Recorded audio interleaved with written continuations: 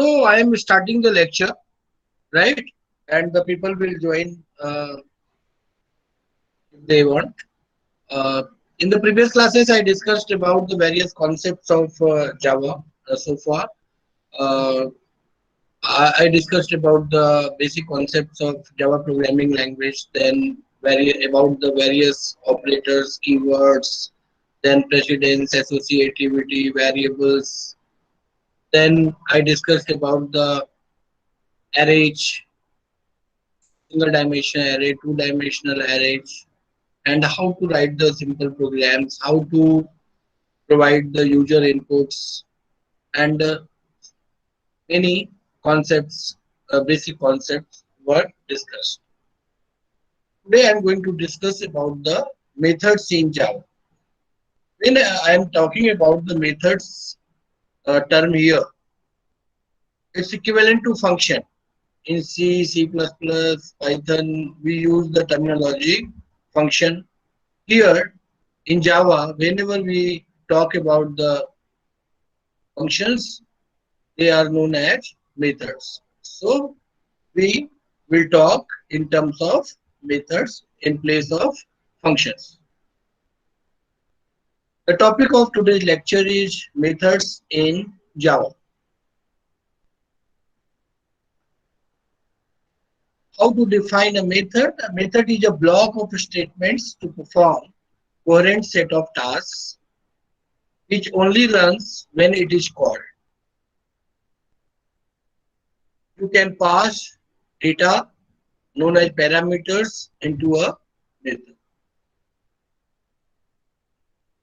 As I told you earlier that suppose you are having a problem and if that problem is very large and unsolvable, what is the way you divide that problem into the smaller sub-problems? If still those sub-problems are very large to solve, you further subdivide those sub-problems into the further sub-problems till you get the solution. This approach is known as divide and conquer approach. Whenever you are dividing your problem into the sub-problems, those sub-problems either may be modules, right? And if you further divide that module into the sub-problems, then that may be methods also. So what is the use of method, defining methods? By writing a method to perform a particular coherent set of tasks, once you have written some logic in the form of method, there is no need to rewrite again and again, and you can use that code whenever required. That's why I told that a method is a block of statements to perform coherent set of tasks which only runs when it is called. You can pass data known as parameters into a method. Methods are used to perform certain actions and they are also known as functions. Methods are used to reuse code. Meaning of that is defining the code once and use it many times. It must be declared within a class. Method is defined with the name of the method followed by parentheses. As in the Python also, what was the syntax there? Return type of the method, method name, and parameters within the parentheses of that method. A method can be without any parameter also. For example, in Java, if we talk system.out.println is a predefined method, right? There are predefined methods also which stores into the classes and packages. But you can also create your own methods to perform certain coherent tasks. For example, here in this example, public class M class. M class is the name of the class Public is a access modifier. This is the block of code. In this block of code, there is one function mprint, static void mprint. I have defined this function in which I am printing a message that is hi. In this public static void main, I am calling that function. So this is known as calling function, and the function where that is defined, that is known as called function. Calling function where from where you are calling the function method, and where you have defined, that is known as the called method. Here I have used the word static void mprint1. The name of this method is mprint1, and that is static.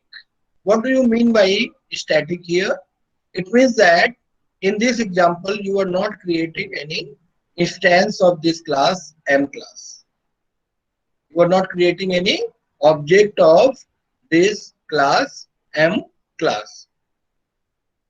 So how this function will be called? Because there is no object to call this function, that's why I have used this word static.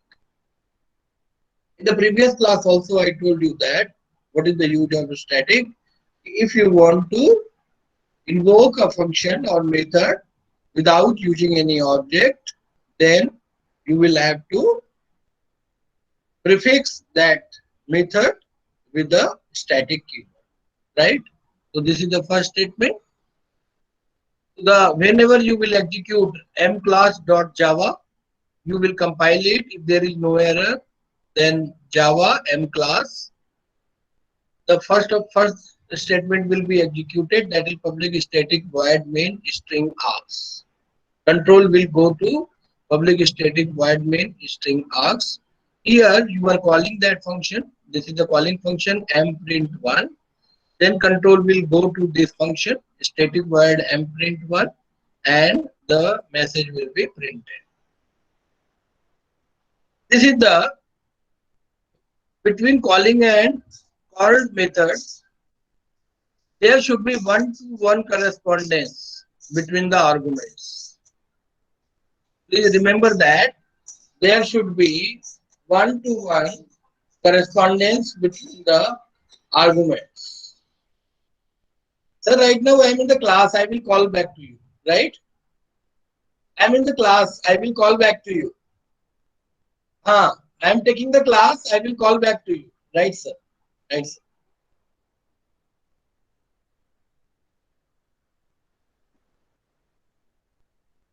Okay, so there should be one-to-one correspondence between the calling method and called method. If I am taking, I am saying that there should be one-to-one correspondence between the calling method and called method. It means that the order of the arguments in calling methods and called methods should be same.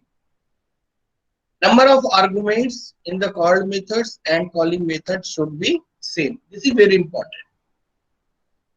Again, I am repeating that there should be one-to-one mapping or one-to-one correspondence between the calling method and called method. Here there is no argument in this calling function and called method, but if arguments are there in calling method, then there should be one-to-one correspondence between the arguments, right? And the order of arguments should be same in the calling method as well as called method. I hope this is clear to all of you. Hello. Yes, sir. Yes, sir. Yes, sir. Yes, sir. Now, if mathematically we talk about, suppose you are assigned any problem to solve, and if that problem is having the any expression, any mathematical expression. For example, it's a very small example. I have taken a plus b. There is an expression a plus b. Here, in this expression, a and b both are operands, means variables, and plus is an operator. So this plus will be used as a function. So whenever you are writing any expression, long expressions, and if you want to write the code in Java, then in that case, whatever the operators are there in the expression, they will be treated as function, and operands will be treated as variables. Now let's see another program. You can call any function many times. You can call any function many times. For example, in this example, the same function I have taken, static void mprint1. I have defined here. Again, I am printing the same message. Whenever you will execute this program, the control will go to this statement, public static void main. First, you are calling mprint1. Control will go to here. It will print hi. Again, this function will be called. Again, the hi will be printed.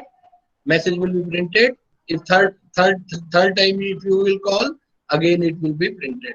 It means that you can call any function anytime you want, right?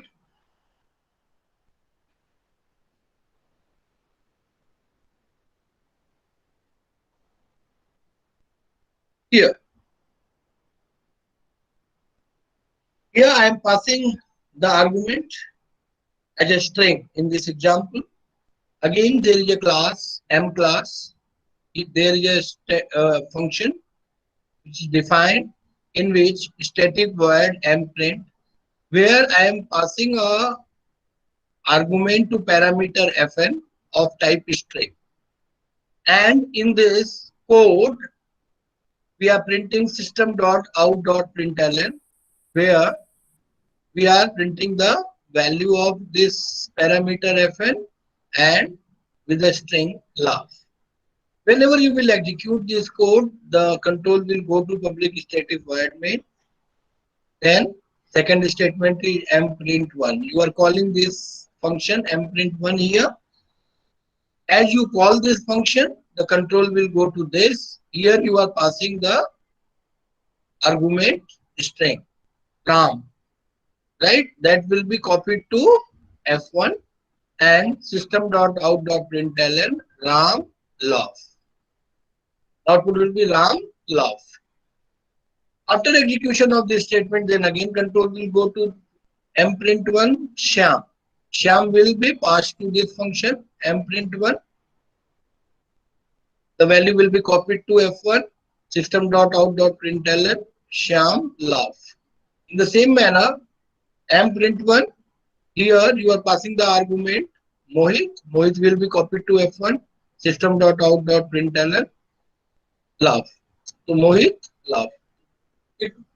In this way, three statements will be printed. I told you that in Java, whenever you pass any argument from the calling method to the called method, you can pass arguments in two ways. One is by call by value method, and another one is call by reference methods. Okay. In C++, we use three parameter passing techniques: call by value, call by reference, call by pointer. Since Java does not support the pointer concepts, Java only supports the reference concept. So there are two parameter passing technique over here, that is call by value and call by reference.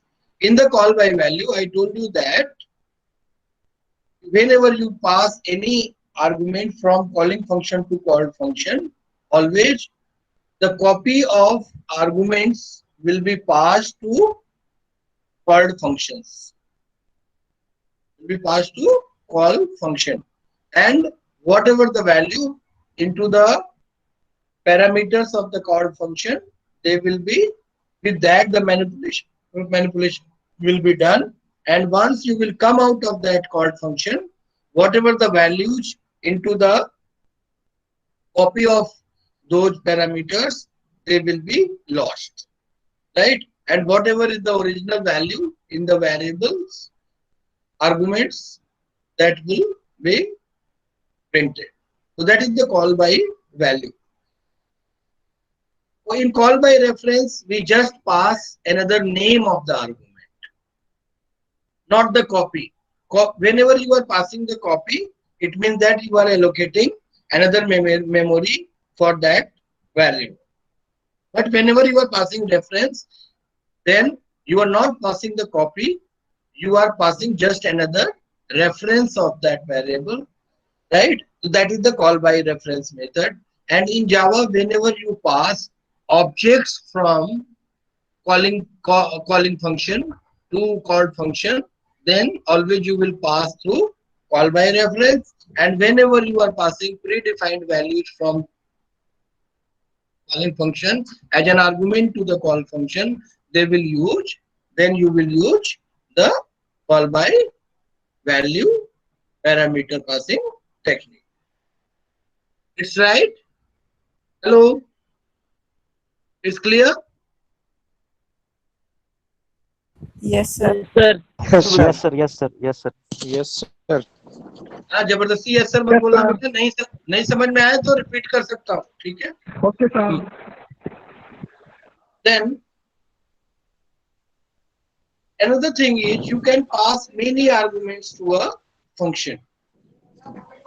In this example, we are passing two arguments. In this example, we are passing two arguments. So you can pass any number of arguments from the calling function to called function. So here, whenever you will execute this code M class, the control will go to the public static void main, right? String args. Here you are calling mprint1. Here one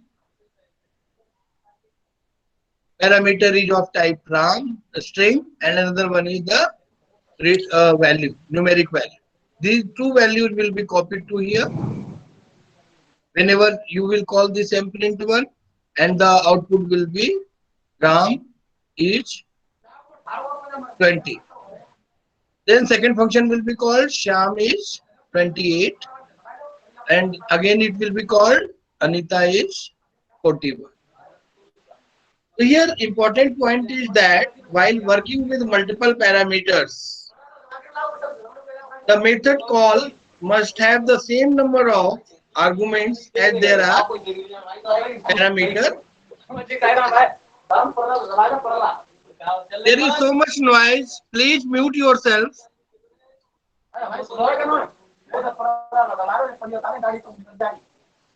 बेटा अपने आप को mute कर लीजिए, noise आ रही है.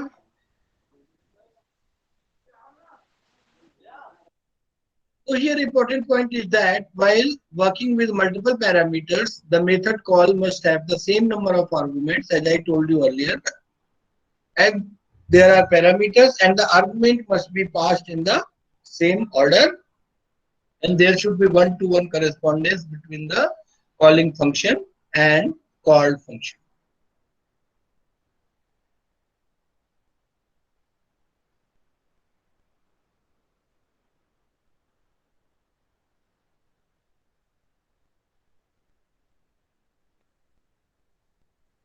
Now,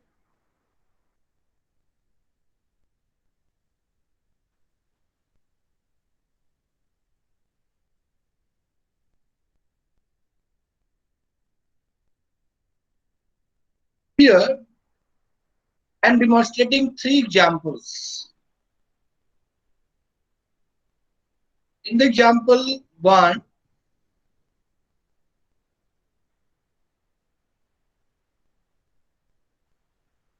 here M class, there is a class, and whenever you will execute this public static void main, in the system.out.println method, there is a, I'm calling the function. Within the method, you can call another method.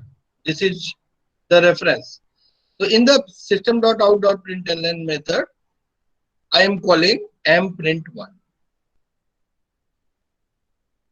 As I call this mprint1 and I am passing a numeric arguments 8, this will be called here. In this example, it's very clear that here the return type is not void. Here this function is returning the integer value. Returning the integer value. So a function can return any data type. So here static int mprint1. Whatever the y value 8 in the calling function, we are passing 8 argument that will be copied into y and return 6 plus y. 6 plus 8 14, and that value will be printed on your screen. Here another example. In this example I am passing 2 arguments. The example is same. In the main function within the system.out.println, I am calling this mprint1. 2 arguments are passed, 10 and 5, and as I told you that number of arguments should be same and there should be 1 to 1. So z will correspond to 10 and w will correspond to 5, right? So here the value of z. So whenever I am talking about this copy, so it means that here the value is 10. 10 will be copied to z. So for z there will be separate memory allocation. 5 will be copied to w. So for w there will be a separate memory allocation of copy. Then value will be summed up to 15 and it will return to system.out.println and the value will be 15.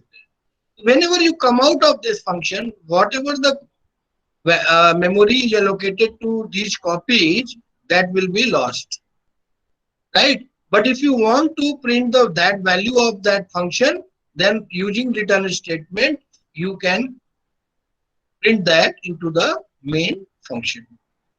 Another example here. Here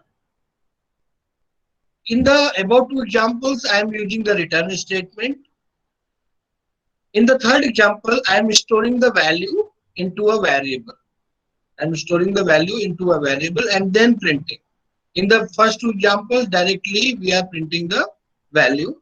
So in example 3 there is a class, my class, access modifier public. Whenever you will execute it, this public static void main string args int p, assignment operator mprint1. So whenever this mprint1 will be called, then in the calling function, then called function will be called z and w. 10 will be copied to z, 5 will be copied to w. Return 10 plus 5, 15. This return value will be stored in this variable p, and through system.out.println we are printing the value of that variable and the output will be 15. It's clear?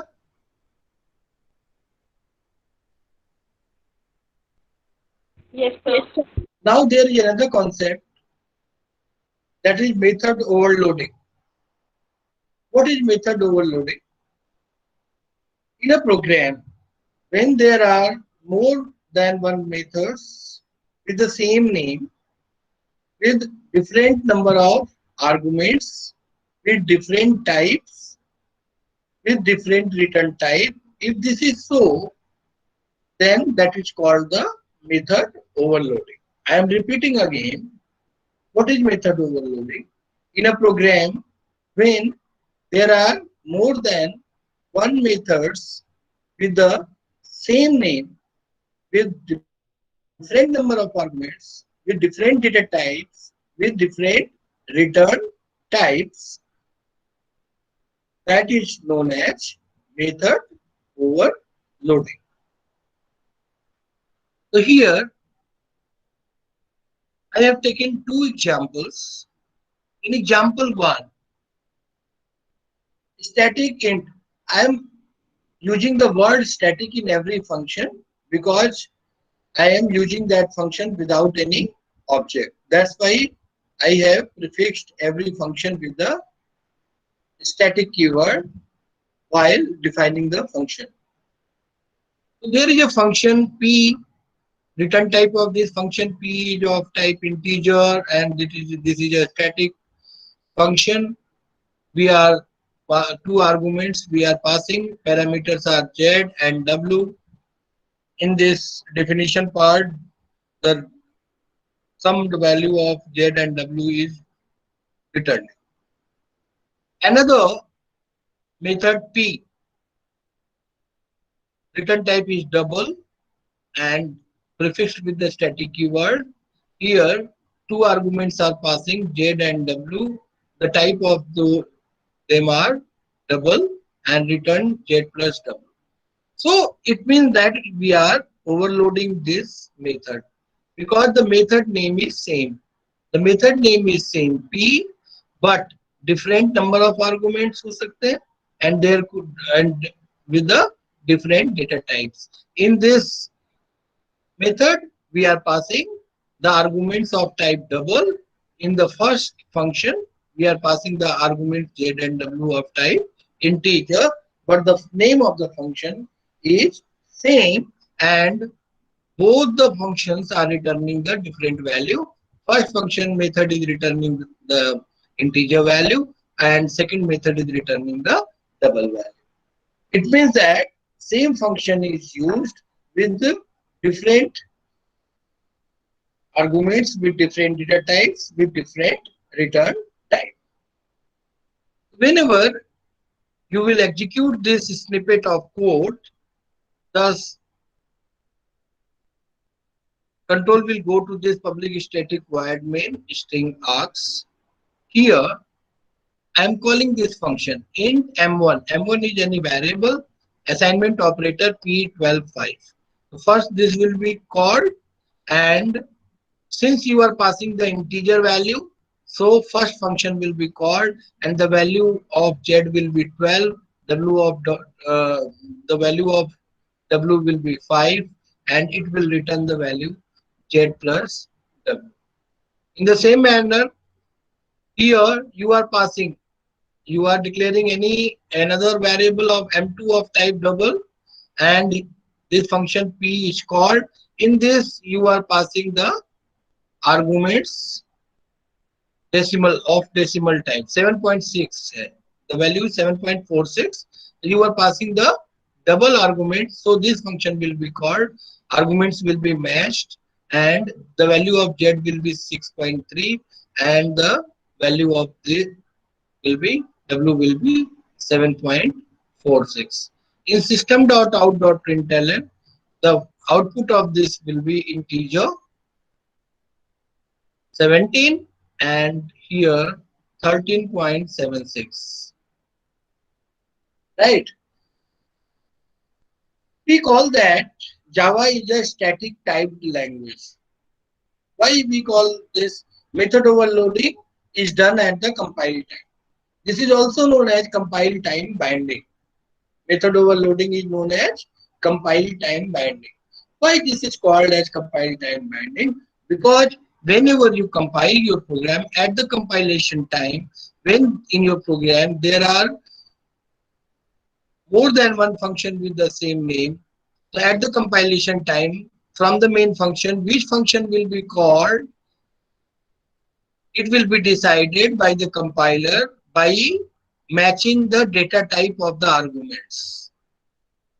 So data type checking is being done at the compilation time. That's why Java, we say that Java programming language is a compiled binding. This is compile time binding, always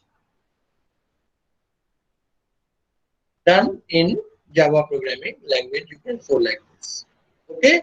So method overloading is always a compile time binding.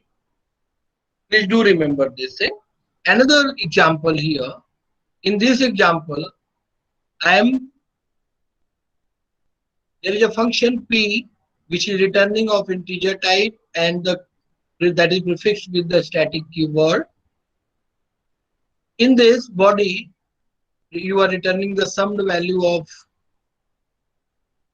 Z and W, another function of type double, and again you are returning the sum value. Whenever you will execute this snippet, then control will go to public this statement, public static void main. Here you are calling int m1 assignment operator p12.5.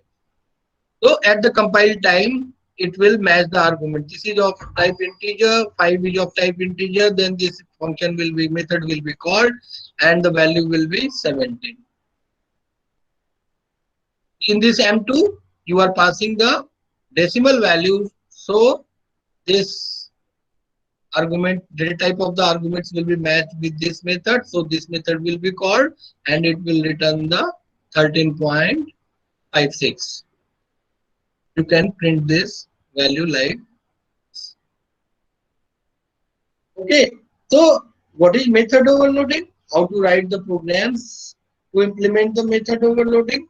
And another thing about the method overloading is that always method overloading is done at the compile time, and that is known as the compile time binding.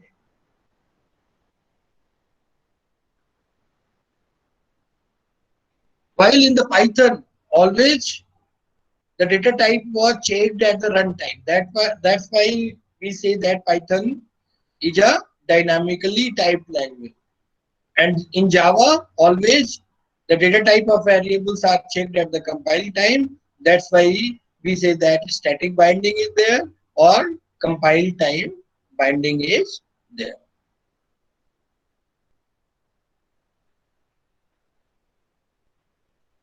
Here in this program, import java.util.star. There is a class. The name of the class is demo. I am declaring two variables I and j of type double. Three methods are there. Name of the methods are SOW. Methods are same. All are returning the void. It means all these three methods are returning no values. But definitions are different. In first show method, you are simply printing a method on the screen, value on the screen is or a string on the screen, null method. In the second method, you are passing two arguments, p and q of type double, and you are within this function method, you are printing the value of p and q. In the third method, you are passing three arguments, p, q, and r of type double. P, Q, and R of type double, and in definition, we are using printing the value of P, Q, and R. This is the definition of class demo. But since there is no public static void main in this function, so we will have to make another class which will have the main function. And in that class, we will create the object. Let's see how.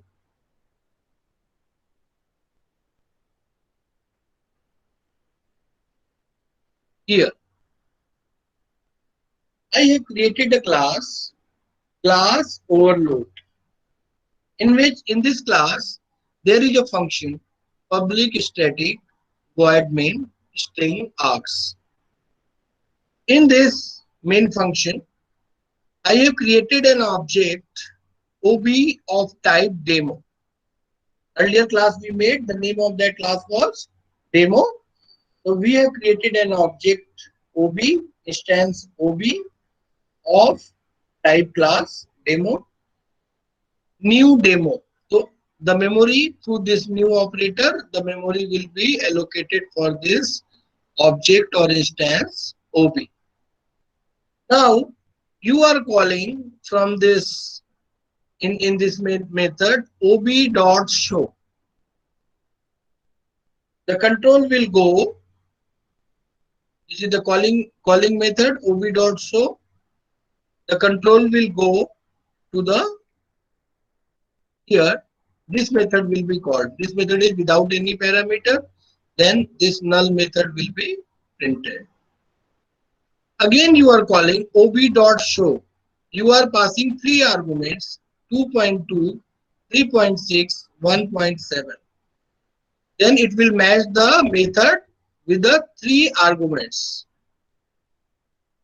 This particular third method will be called P, Q and R. The value of P will be printed, Q will be printed, R will be printed.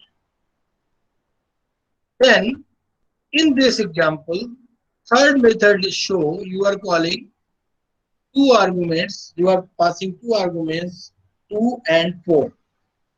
Then again this method will be called here. Since two parameters, the method with these two parameters will be called. But what is the important point here, that there the data type of arguments are integer and here the double. Right? So whenever the integer values are passed, as I told you earlier that Java supports automatic promotion, numeric promotion. So when you are passing integer value 10 to this row, so the value of P will be 10.0. That will be integer value be converted into double, lower to higher. And suppose you are passing 5 from there, then the value of Q will be 5.0.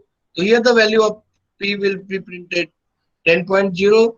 The value of Q will be printed 5.5.0. It means that what I want to say here, that if you are passing integer value from the method, right, and if the defined method is having double, then automatically the integer value will be promoted to the double and the double value will be, decimal value will be printed. Clear? Clear to everybody? No response. Here there is another method that is known as ob.show. In this method, one argument is of type 1.2, that is of type decimal. Another argument is of type 3. Then if you call this method, then the method with two arguments will be called. This so. The first value you are printing, that is decimal, no problem. That is of type double. But another value you are passing, that is of type integer.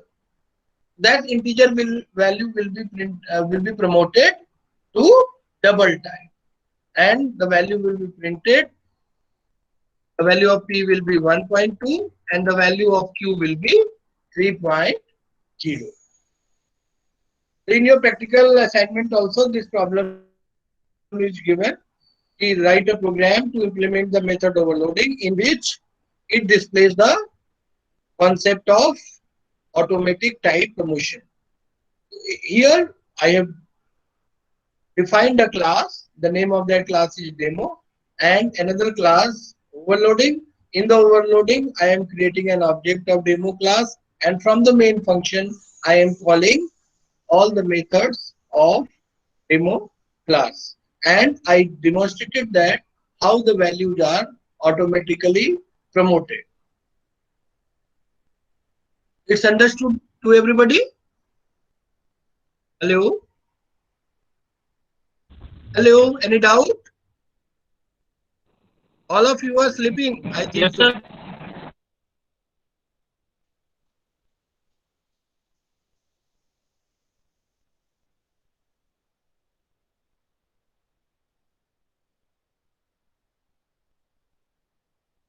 Then another thing is scope.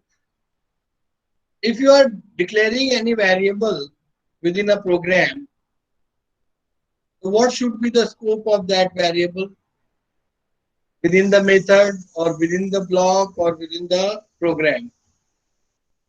If the scope is throughout the program, it means that is the global variable. If within the method, it means that that can be used within the method, it means that is local to that particular method. If any variable is in any block, so the scope of that particular variable will be up to that block.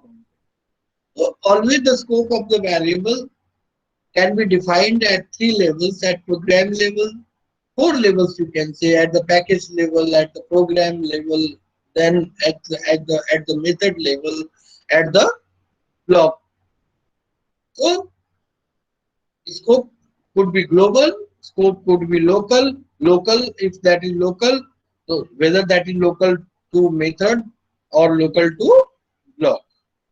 And whenever I'm talking about the scope, it means that up to what uh, place in your program you can use that variable. If you have declared and defined any variable, so it's very important to know that where you are declaring and defining that particular variable, and up to what point in your program that the value of that particular variable will exist. I am demonstrating two examples of scope here. In the first example, I am demonstrating the method level scope. There is a class M class, and which is a public class. In this class there is a method public static void main, and I have declared a variable z of type integer 145 and assigning the value 145. So where I have declared it and defined it, before that we cannot use that variable, right? If I am declaring this z variable here at this point, and if I will use it here, this will not work. It means that the scope of this z is not here. This z is not reached here. Okay, so it will be an error. But here, if after declaring the z and assigning the defining it, you can use it. You can use it, right? So at the point where you are declaring and defining the variable, after that you can use that. And what is the scope of this? This scope of this is up to this particular. Once you go out of this block, then again you cannot use this z here. So the scope of this variable z is within this method. The scope of this variable z is within this method. Now another example I am taking where I am trying to demonstrate the scope at the block level. There is a class M class. In the main function here, I am declaring a variable z and assigning a value with 145, and this is of type z. Here I am declaring. The block start here from here main. So you cannot use z here because z is not in the scope of this block. You cannot even use over here. You can use only once you have declared it and defined it. This is a scope. Here you can use, you can print. But once you will go out of this block, you cannot use this z, right? So scope you can define in the point up to which your variable is accessible, your variable is visible, where you can use your variable, right? Up to that point you can use, but after that point you cannot use that variable. That will be known as out of the scope. That will be known as out of the scope. And whenever we talk about the scope and visibility of a variable, so you can define the scope and visibility at the method level, at the block level, at the program level, at the package level. For that, uh, This is all about the scope and visibility of a variable. So it's a very important thing. Up to what point you can your variable will be visible, whether that is at the block level or at the method level or at the program level. If your variable is visible and accessible throughout the program, it means that is the scope is up to throughout the program, and that is the global variable. If within the method or within the block, then that will be known as local. It means local to that method and local to that block. Then you can see that this concept of scope and visibility of a variable is very important while you are going to write the program.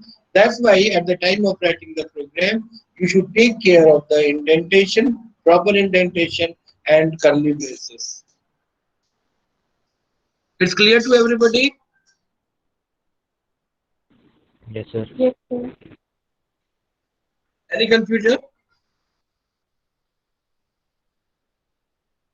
Any confusion, beta?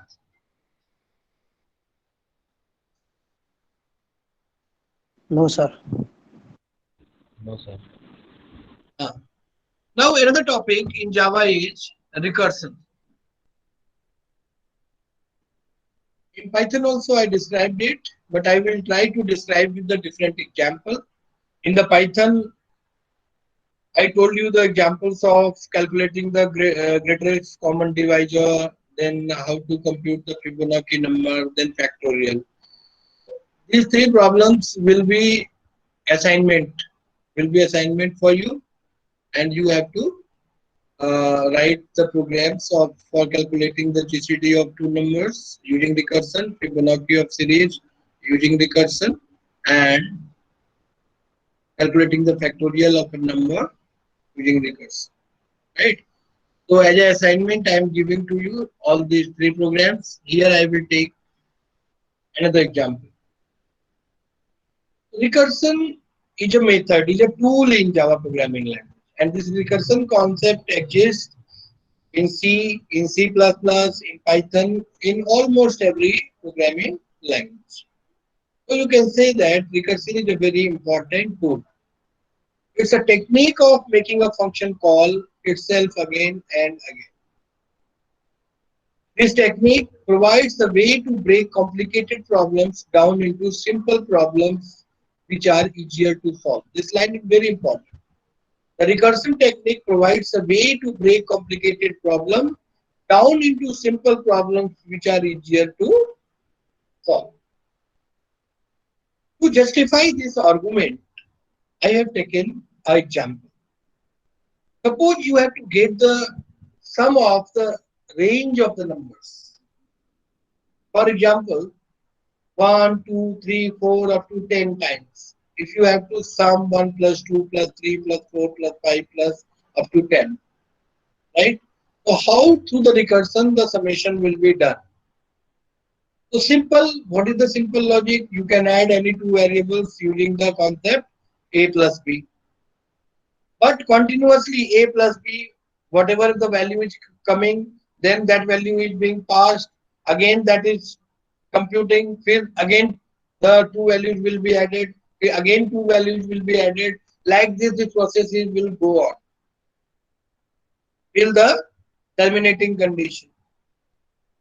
In this example, what I am trying to demonstrate that I am adding a range of sum, I am getting a sum of range of numbers, and I am doing that because that is a big problem. So I am doing that adding two simple numbers, and I am adding that again and again till we need using the recursion. What is the most important? This is the most important application. If any problem is given, you divide that problem into the sub problems, smaller sub problems, and individually those sub problems will be solved, and that sub problem will call itself again and again. This recursion technique is mostly used in sorting problems. Sorting related problems, recursion is used. Whenever you write your code using the recursion, your code will be known as recursive method. If you write any method using the recursion, which is using the recursion concept, then you say that method is the recursive method. And if you are using a method which is not calling itself again and again, and if you are using while loop and for loop within method, that method is known as iterative methods. The methods are of two types. One is recursive method, another one is iterative methods. In recursive methods, whatever the method you will describe, that will call itself again and again. While in the iterative methods, within the methods you will use the control statements for loop, do while loop, and through loops you will execute that method. That is known as iterative methods. So what is the difference between the recursive method and iterative method?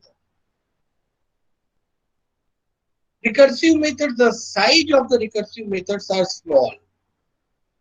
If you are within a program, you are using the recursive methods to write, then the size of your program will be smaller. It's enhanced the modularity of your program. While if the same problem is there and if you are implementing that problem using the recursion and using the iterative way, then in the case of iteration, the program will be larger. Size of the program will be, method will be larger. So always using the recursion, the size of the problem will be smaller. But the execution speed will be slower. Execution speed of your program, if that program is using the recursive methods, will be slower, while in the case of iterative methods, it will be faster. Why it's slower? Because internally, because Java compiler implements activation records, and that activation record is nothing but a stack. What is the stack? Stack is a data structure. What is data structure? Data structure is used to represent the data. Is used to represent the data, and data can be represented in any way, in terms of arrays, in terms of linked list, in terms of doubly linked list, in terms of stack, in terms of queues, right? You can represent your data in different way. In a stack, if you are representing your data, then always stack works on the LIFO philosophy, last in, first out. Whenever you go to any party, in the party there you see that at the time of dinner there is a stack of plates. Stack of plates. And which plate you take it? Which is at the top. Which is at the top. Right? So the value at the top of the stack will be fetched first. Will be extracted first, because stack always works on last in, first out philosophy. So whenever you are writing your programs using the recursive methods, always your Java compiler will internally implement the stack, right?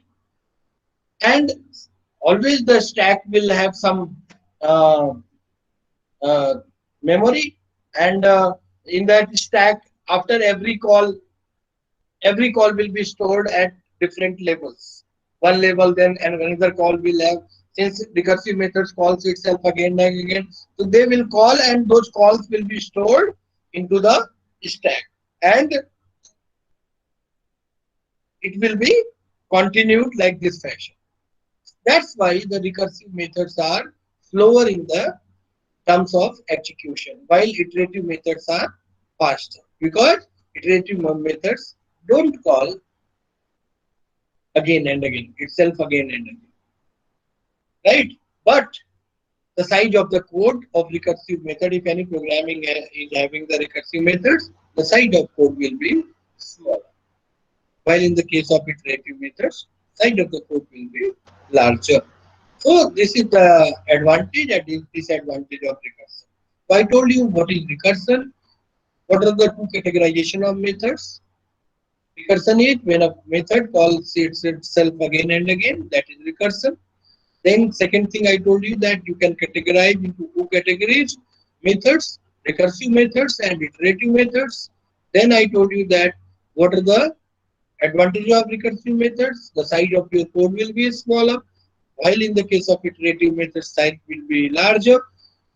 Execution speed will be slower of recursive methods because it calls itself again and again, while in the case of execution speed of iterative methods will be faster. Then I told you what are the areas where the recursive methods are mostly used. So recursive methods are mostly used in the sorting problems. In the sorting problem. What is the sorting?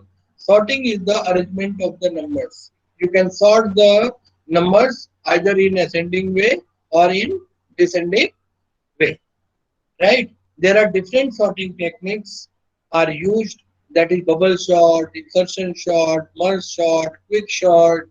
All these are the sorting techniques. Uh, and different sorting techniques and the complexity of different sorting techniques are different, right? So recursion is mostly used in recursive in sorting problems, right? So I discussed about the advantage and disadvantage of, and let's see with this example. As I told you earlier that in this example, what is my assumption? I have to add a range of numbers, right? For example, if I have to add the 10 numbers, so what should be the procedure?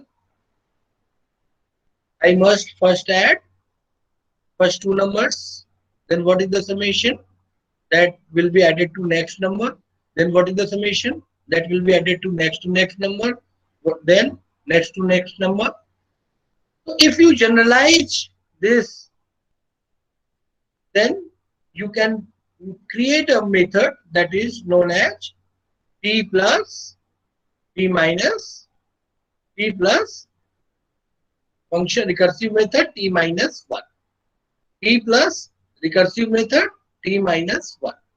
If the name of that recursive method is sum, so t plus sum t minus 1. This is the general formula of that recursive method. For example, in factorial, what you do? N into fact n minus 1. In Fibonacci series, what is the formula you use? F n equal to assignment operator f n minus 1 plus f n minus 2. Right? So first of all, to solve any problems, you will have to see that whether you can formulate it in terms of recursion. And in mathematics also you have done recurrent functions. Okay. So in this problem, I have formalized it, written t plus some t minus 1.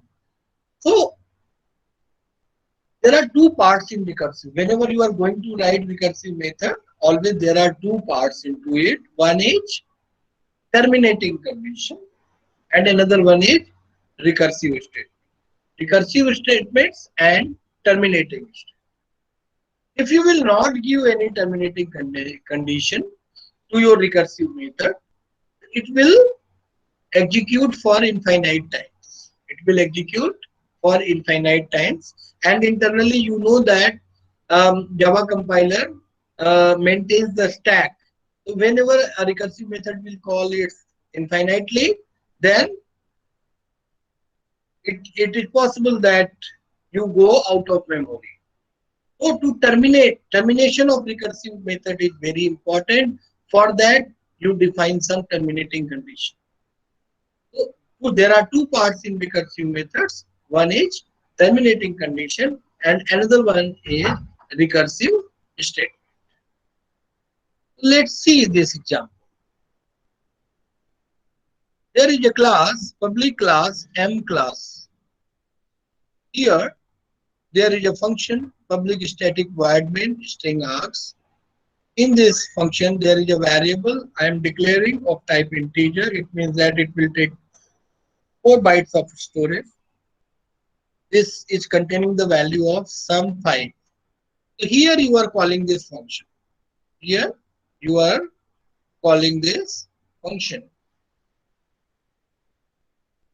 Whenever you call this function, the control will go to this point, public static int sum. Again, I am repeating, here you have used the word static.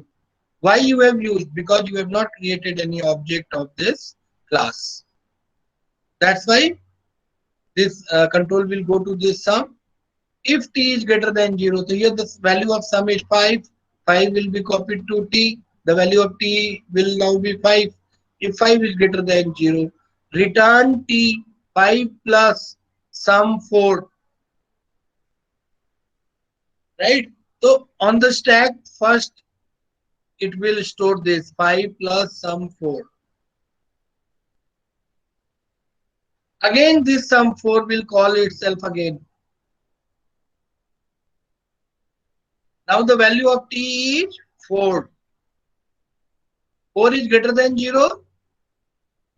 Then it will print 5 plus 4 plus sum 3. 5 plus 4 plus sum 3. Again, 5 plus 4 plus 3 plus sum 2.